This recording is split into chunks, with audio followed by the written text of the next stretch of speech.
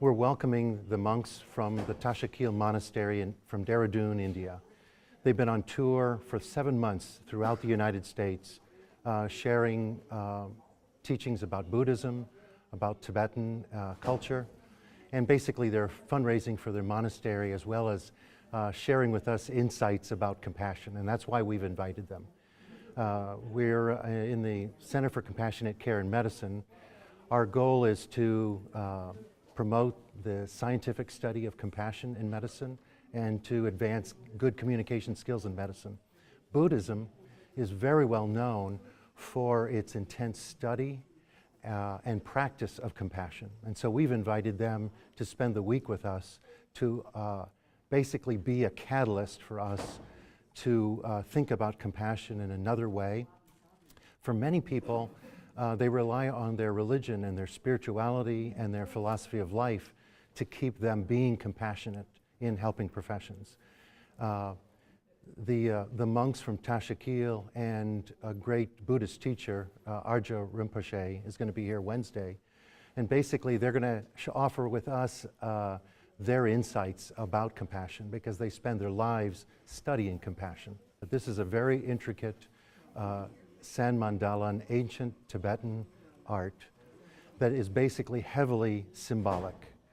I'm not even able to give you the full meaning of it. But basically, in the sand mandala, they have many important symbols from their religious tradition. They also have the symbols of many of the religions throughout the world that are going to be in the outer ring. And they're even going to have an ND on the upper corner as well. But basically, they're going to spend 4 days creating this incredible sand painting.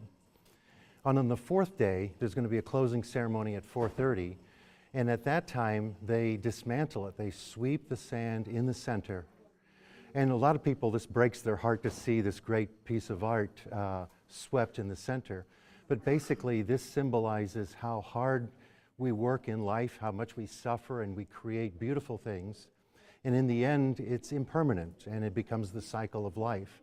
So what happens at the end is that half the sand that's been swept in the center is given to the people who are here as a blessing, and half the sand is brought to a place of flowing water, so it flows back into the cycle of life. So basically the sand mandala, as I understand it, symbolizes our lives, that we put so much energy into creating a beautiful life in the midst of suffering, and in the end it's washed away and is cycled and becomes new again into another beautiful life.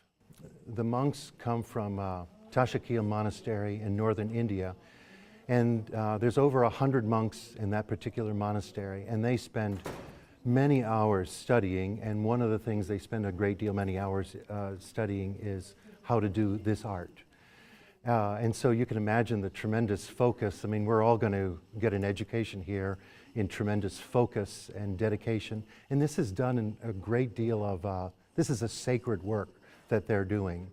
And so when people come in, there's a kind of a sense of a sacred atmosphere.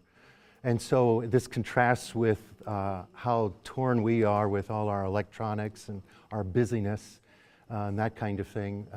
The monks, when you're with the monks, there's a way in which you just automatically calm down and you get more steady. And I've certainly realized how scattered we are, generally speaking. So when I come in here, I already feel more focused. So I encourage your audience to tune into the live stream and just see that tremendous sacred focus and let it inspire you.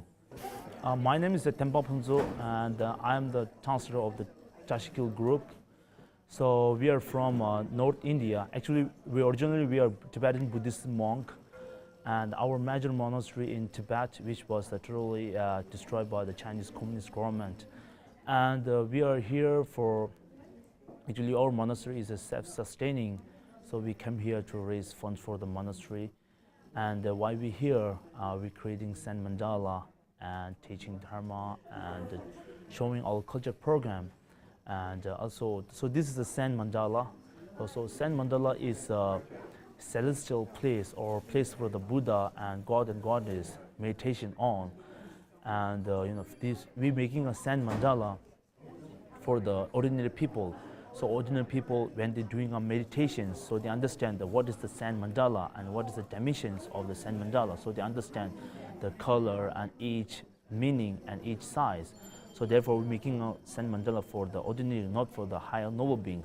But the higher noble beings, they can understand through their visions when they're doing a practice, so they can see through visions.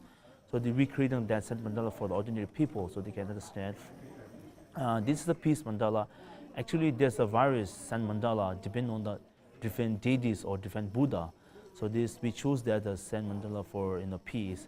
So you can see in the center there's a 4 animal that represent 4 harmony brother or 4 prophet friends. So these 4 friends are touring the world. They show the world how to respect our grandfather, mother, and brother, sister, and teacher as well.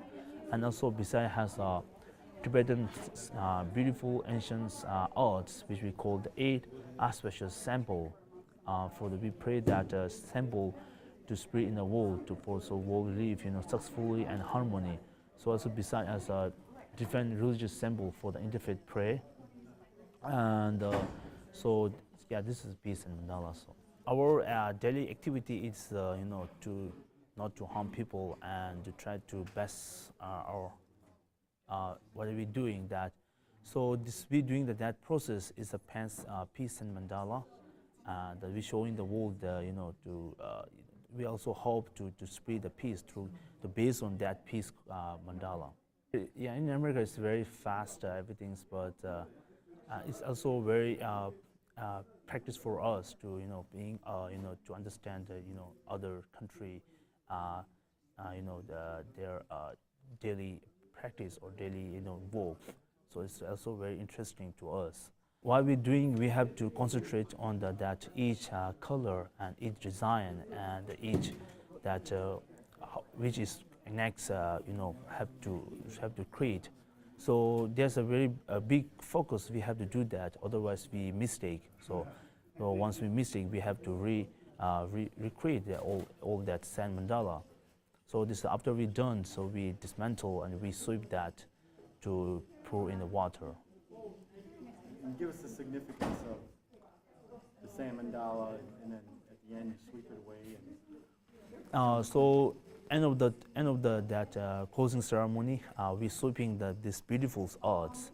So this is also showing impermanence, but not for the disturbing our mind and to scare to impermanent. To just showing that do we have to follow the law of nature, and understand our life. So we showing they also impermanent.